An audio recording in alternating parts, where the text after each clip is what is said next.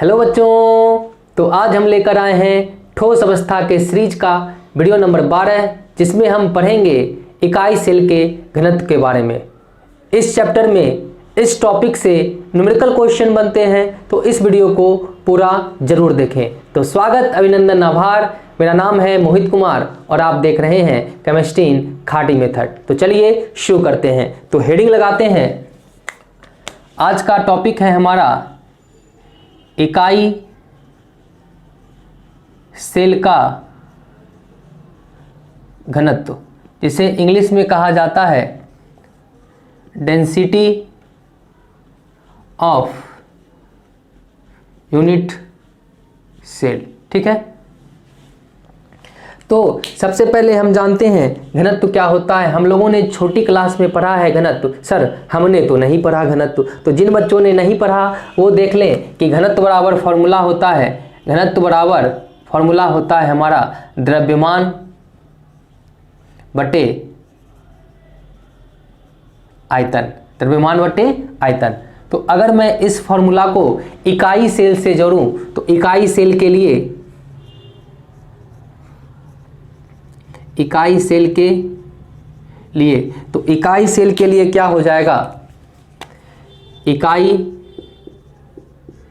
Cell का घनत्व बराबर क्या हो जाएगा? अभी से मैं इकाई सेल को लिखूंगा यूनिट सेल यूसी। तो इकाई सेल का घनत्व क्या हो जाएगा? इकाई सेल का द्रव्यमान बटे इकाई सेल का आयतन। ठीक है, इकाई सेल का द्रव्यमान बटे इकाई सेल का आयतन। अब बच्चों, मैं इकाई सेल का द्रव्यमान किस तरह से ज्ञात करूंगा, पहले उसे समझ लेता हूं, फिर मैं चलूंगा कि आयतन किस तरह से ज्ञात होता है। तो द्रव्यमान के लिए मैं यहां उदाहरण से समझाता हूं कि मान लेते हैं कि हमारे पास एक इकाई सेल है। इकाई सेल में यहां पर परमाणु है, ठीक है, और एक परमाणु बीच में। हमें पता है कि यह पिंड घनाकार इकाई सेल है। पिंड घनाकार इकाई सेल में परमाणु 8 कॉर्नर के साथ एक परमाणु कहाँ होते हैं? बीच में होते हैं। और इनकी कुल परमाणुओं की संख्या कितनी होती है? 2। तो अगर मैं यहाँ पर बात करूँ कि इनमें द्रव्यमान किस कारण है, तो यहाँ पर जो परमाणु है इसी के कारण इस यूनिट सेल में क्या है बच्चों? द्रव्यमान है। ठीक है, इसी परमाणु के कारण इस यूनिट सेल में क्या होते हैं? द्रव्यमान होते हैं। अच्छा, अब मैं इसका द्रव्यमान किस तरह से ज्ञात करूँ? अगर मुझे इन परमाणुओं की संख्या ज्ञात हो जाए और एक परमाणु का द्रव्यमान ज्ञात हो जाए तो हम इसके द्रव्यमान की बात क्या कर सकते हैं? आसानी से कर सकते हैं। मैं एक एग्जांपल से आपको समझाता हूं कि अगर हमारे पास मान लेते हैं एक बॉल है और बॉल का द्रव्यमान कितना ग्राम है बच्चों? 5 ग्राम है। एक बॉल है और एक बॉल का द्रव्यमान कितना ग्राम? 5 ग्राम।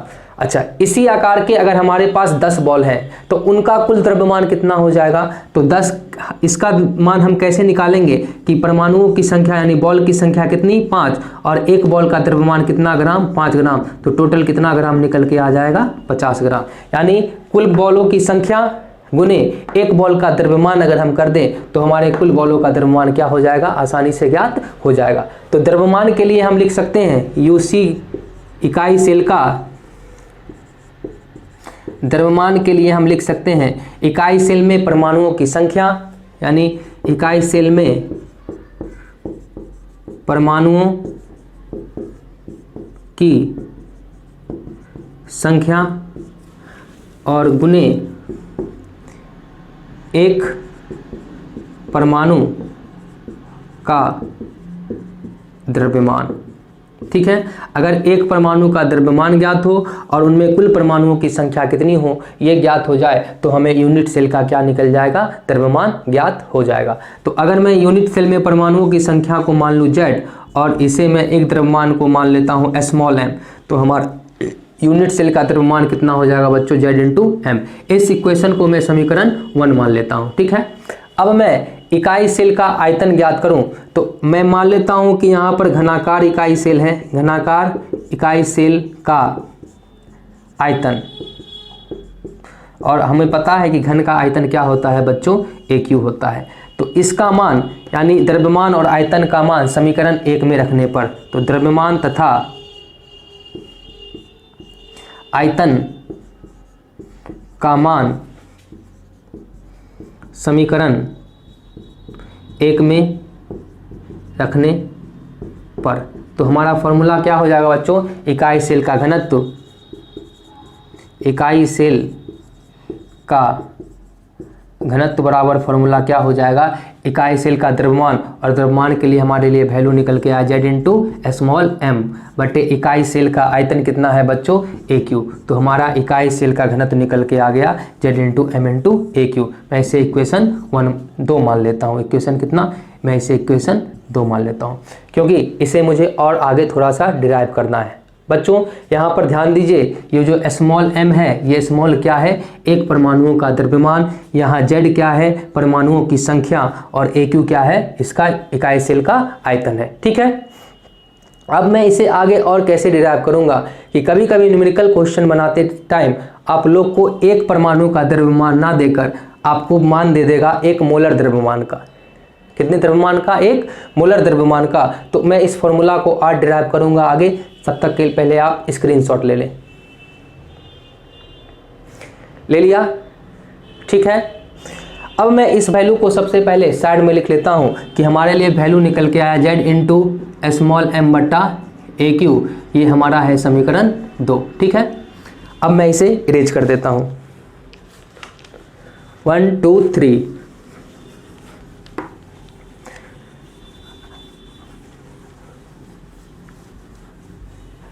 अब बच्चों अगर हमारा न्यूमेरिकल में वैल्यू दिया रहे, न्यूमेरिकल में हमारा वैल्यू दिया रहे कि जब आपका जो वैल्यू होगा न्यूमेरिकल में वो होगा परमाणुओं का मोलर द्रव्यमान। जब परमाणुओं का मोलर द्रव्यमान दिया रहे तब हम किस तरह से फॉर्मूला ज्ञात करेंगे। तो 1 मोल, मान लेते हैं कि 1 मोल परमाणुओं का द्रव्यमान बराबर कैपिटल M। अब बच्चों 1 मोल परमाणुओं का द्रव्यमान हम मान लेते हैं क्या, कैपिटल M। 1 मोल परमाणु का द्रव्यमान क्या होता है कि जैसे आप लोग पढ़ते हैं कि सोडियम का परमाणु संख्या 11 और परमाणु द्रव्यमान कितना, 23 ग्राम। तो ये जो 23 ग्राम निकल के आता है ये सोडियम के 1 मोल परमाणु का द्रव्यमान है। 1 मोल का क्या मतलब होता है कि 1 मोल में कुल परमाणुओं की संख्या कितनी, 6.022 इंटू 10⁻23 पार्टिकल्स। यानी सोडियम के परमाणुओं का द्रव्यमान जो 23 ग्राम निकल के आया है इसके 1 मोल का द्रव्यमान है, यानी सोडियम के 6.022 इंटू 10⁻23 पार्टिकल्स आपस में मिलकर जो द्रव्यमान दे रहे हैं वो द्रव्यमान कितना ग्राम है बच्चों, 23 ग्राम। यानी हम यहां पर लिख सकते हैं कि 1 मोल में 6.022 इंटू 10⁻23 पार्टिकल्स होते हैं या एटम्स होते हैं, एटम्स होते हैं। तो अगर हमें एक एटम का मास ज्ञात करना हो तो हमें पता है कि ये जो 23 ग्राम है वो उसमें इतने पार्टिकल्स हैं, सोडियम के कितने पार्टिकल्स, 6.022 इंटू 10⁻23 सोडियम के पार्टिकल्स मिलकर जो द्रव्यमान व्यक्त कर रहे हैं वो कितना ग्राम, 23 ग्राम। तो इसके लिए हम लिख सकते हैं कि 6.022 इंटू 10⁻23 पार्टिकल्स का जो द्रव्यमान है वो कितना ग्राम है, 23 ग्राम। तो एक पार्टिकल्स का द्रव्यमान किस तरह से निकलेगा, 23 बटा 6.022 इंटू 10⁻23 से अगर मैं डिवाइड कर दूं तो हमारे पास एक परमाणुओं का द्रव्यमान ज्ञात हो जाएगा। तो एक परमाणु का द्रव्यमान अगर मैं कैपिटल M मान लूं तो यहां से एक परमाणु का द्रव्यमान किस तरह से निकलेगा, एक परमाणु का द्रव्यमान कैसे निकलेगा, मोलर द्रव्यमान बटे 1 मोल में परमाणुओं की संख्या। तो मोलर द्रव्यमान बटे 1 मोल में परमाणुओं की संख्या। और हमें पता है कि एक परमाणु का द्रव्यमान को हम क्या चीज़ से लिखते हैं, स्मॉल m से। ठीक है, इसे लिखते हैं स्मॉल m से। तो मोलर द्रव्यमान बटे 1 मोल में परमाणुओं की संख्या। अब यहाँ से मोलर द्रव्यमान क्या होता है बच्चों, मोलर द्रव्यमान होता है कैपिटल M, क्योंकि यहाँ लिखा हुआ 1 मोल परमाणुओं का द्रव्यमान क्या है, कैपिटल M, और 1 मोल में परमाणुओं की संख्या क्या होती है, Na का मतलब इसे जो 6.022 इंटू 10⁻23 इसे Na भी कहा जाता है, ठीक है, इसे Na भी कहते हैं। तो Na का मान क्या, Na क्या है, एवोगाड्रो संख्या, और M क्या है आपका मोलर द्रव्यमान है, और यहाँ से M बराबर हमारा निकल गया M/Na। अब इस M का मान समीकरण, यानी यहाँ से स्मॉल m का मान समीकरण 2 में रखने पर, तो यहाँ से क्या हो जाएगा बच्चों, अगर हमारा समीकरण वो है तो यहाँ से आ जाएगा Z d डेंसिटी बराबर Z इंटू M/AQ, ये हमारा समीकरण 2 था। अब इस समीकरण 2 में एक स्मॉल m का मान रख दें तो d बराबर फार्मूला हो जाएगा Z इंटू स्मॉल m का मान M/Na, और यहाँ से इंटू AQ, ये हमारा एक फार्मूला निकल गया, d बराबर Z into M/AQ into Na, जहाँ Z क्या है बच्चों, परमाणुओं की संख्या, M क्या है मोलर द्रव्यमान, AQ क्या है आयतन, और Na क्या है एवोगाड्रो संख्या, जिसका मान कितना होता है 6.022 इंटू 10⁻23। तो ये था हमारा घनत्व का फॉर्मूला। सबसे पहले स्क्रीनशॉट ले, उसके बाद हम पढ़ेंगे इस पर कुछ न्यूमेरिकल, ठीक है, स्क्रीनशॉट ले। तो इरेज करते हैं 1 2 3। पंछी सुर में गाते हैं, भौरे गुनगुनाते हैं, घुंघरू बजाती है हवा,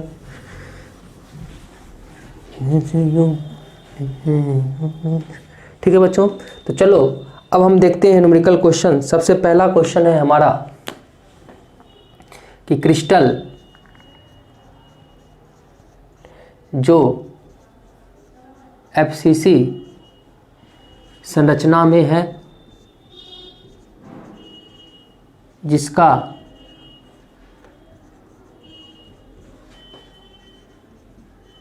मोलर द्रव्यमान 60 AMU है, जिसका मोलर द्रव्यमान 60 AMU है, जिसके किनारे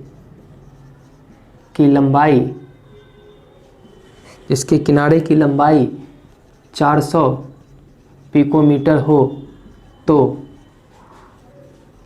घनत्व ज्ञात करें, ठीक है। तो हमारा क्वेश्चन है क्रिस्टल जो FCC संरचना में है, इसका मोलर द्रव्यमान 60 AMU है, जिसके किनारे की लंबाई 400 पिकोमीटर है, तो घनत्व ज्ञात करें। तो क्वेश्चन में देखो बच्चों क्या दिया हुआ है, FCC संरचना में है, तो FCC संरचना में परमाणुओं की संख्या कितनी होती है बच्चों, 4। उसके बाद द्रव्यमान यानी कैपिटल M का वैल्यू दिया हुआ है 60। उसके बाद किनारे की लंबाई यानी A दिया हुआ है 400 पिकोमीटर। इस पिकोमीटर में, तो इस पिकोमीटर को यूनिट में कन्वर्ट कर दें तो यहाँ हो जाएगा 400 पिकोमीटर को सेंटीमीटर में कन्वर्ट करने के लिए 400 ऐसा करते हैं, इसको 10 का पावर -10 सेंटीमीटर, और इसे 4 गुने 10 का पावर 2 गुने 10 का पावर -10 सेंटीमीटर, तो यहाँ हो जाएगा 4 गुने 10 का पावर -8 सेंटीमीटर। तो यानी हमारे A का वैल्यू निकल गया 4 गुने 10 का पावर -8 सेंटीमीटर, ठीक है। अब हमें डेंसिटी ज्ञात करना है, और यहाँ Na बराबर हमें पता है कितना होता है 6.022 इंटू 10⁻23। तो यहाँ से D बराबर क्या हो जाएगा, हमारा D फॉर्मूला है D बराबर, तो D हमसे ही पूछ रहा है D इक्वल टू वाट, तो D बराबर होता है Z into M/AQ into Na। Z का मान कितना बच्चों, Z का मान है हमारा 4, M का वैल्यू कितना 60/AQ का वैल्यू कितना है, AQ का वैल्यू हो जाएगा हमारा 4 गुने 4 गुने 4 गुने 10 का पावर 8 दिया 24, तो -24 गुने, और क्या मान दिया हुआ है Na का मान होता है 6.022 इंटू 10⁻23। तो यहाँ से इस वैल्यू को जब सॉल्व करेंगे तो हमारा जो मान निकल के आएगा 6.25 ग्राम पर सेंटीमीटर क्यूब। ठीक है बच्चों, जल्दी से स्क्रीनशॉट लें, फिर देखते हैं दूसरा क्वेश्चन।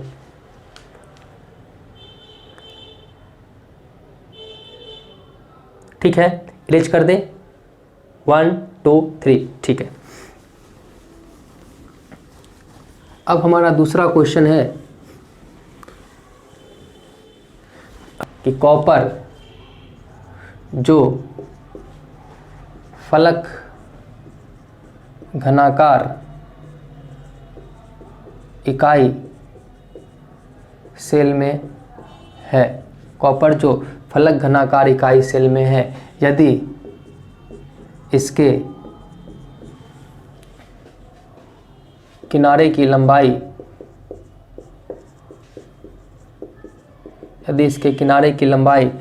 3.608 इंटू 10⁸ सेंटीमीटर है तथा घनत्व है आपका 8.092 ग्राम पर सेंटीमीटर क्यूब, तो द्रव्यमान ज्ञात करें। तो यहाँ से हमको वैल्यू दिया हुआ है, z बराबर वैल्यू है बच्चों, जो फलक घनाकार में है तो फलक FCC होता है, FCC, तो FCC में परमाणुओं की संख्या कितनी, 4। इसके किनारे की लंबाई कितनी है, यानी a का वैल्यू दिया है कितना, 3.608 इंटू 10⁸। इसका घनत्व दिया हुआ है d बराबर 8.92 ग्राम पर सेंटीमीटर क्यूब। Na आपको पता है, Na बराबर 6.022 इंटू 10⁻23। तो यहाँ से पूछ रहा है हमको m, तो आपको पता है d बराबर z इंटू m बटा AQ इंटू Na। तो यहाँ से m बराबर क्या हो जाएगा, d into AQ into Na बराबर z इंटू m। तो यहाँ से m बराबर हो जाएगा, m बराबर d into AQ into Na बटा कितना, z। ये हमारा m का फॉर्मूला हो गया। अब m का मान इसमें पुट कर दीजिए, तो d की जगह क्या रखेंगे, d की जगह रखेंगे 8.92 इंटू AQ की जगह क्या रखेंगे, किनारे की लंबाई 3.608 गुने 10⁸ का कितना, होल क्यूब, गुना यहाँ Na का वैल्यू कितना, 6.022 इंटू 10⁻23 और z का वैल्यू कितना हो जाएगा बच्चों, 4। जब इसे आप सॉल्व करेंगे, तो आपका मान आएगा 63.1 ग्राम पर मोल। ठीक है, जल्दी से स्क्रीनशॉट ले, फिर देखते हैं हम अपना तीसरा क्वेश्चन।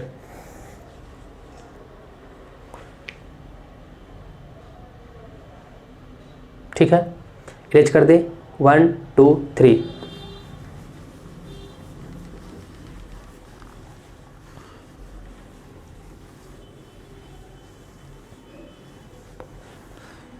अब हमारा तीसरा क्वेश्चन है कि NaCl इकाई सेल में आयतन, इस बार डायरेक्ट आपको आयतन का वैल्यू दिया है, जिसका मान है, आयतन है 2.01 into 10⁻21 into 10⁻21 centimetre cube. 2.01 into 10⁻21 centimetre cube है। तो NaCl का घनत्व ज्ञात करें। ठीक है, तो इस क्वेश्चन को किस तरह से करेंगे बच्चों, यहाँ पर NaCl जो इकाई सेल है, इसमें आपको याद रखना होगा कि NaCl FCC संरचना बनाता है। तो यहाँ से आपका जो हो जाएगा Z का वैल्यू, Z जो है, Z क्या है, FCC में, और FCC के लिए परमाणुओं की संख्या कितनी हो जाएगी, 4। AQ का वैल्यू डायरेक्ट दिया हुआ है 2.01 इंटू 10⁻21। उसके बाद दिया हुआ है आपको M कितना हो जाएगा, सोडियम प्लस NaCl यानी 23 प्लस 35.5 यानी 58 कितना बच्चों, 5 यहाँ पर ग्राम। अब पूछ क्या रहा है D, तो D बराबर क्या होगा, Z इंटू M बटा AQ इंटू Na तो यहाँ से Z का वैल्यू कितना 4, M का वैल्यू 58.5, AQ का वैल्यू कितना है 2.01 इंटू 10⁻21 और इसमें 6.022 इंटू 10⁻21। तो जब आप इसको सॉल्व करेंगे तो इसको सॉल्व करने के बाद आंसर आएगा 0.193 ग्राम पर सेंटीमीटर क्यूब। ठीक है, जल्दी से स्क्रीनशॉट ले। तो ये था हमारा इकाई सेल के घनत्व, जिसका फॉर्मूला निकल के आया D बराबर Z इंटू M बटा AQ इंटू NA, और इस पर रिलेटेड कुछ न्यूमेरिकल। तो पढ़ते रहिए और देखते रहिए केमिस्ट्री इन खाटी मेथड। तब तक के लिए जय हिंद।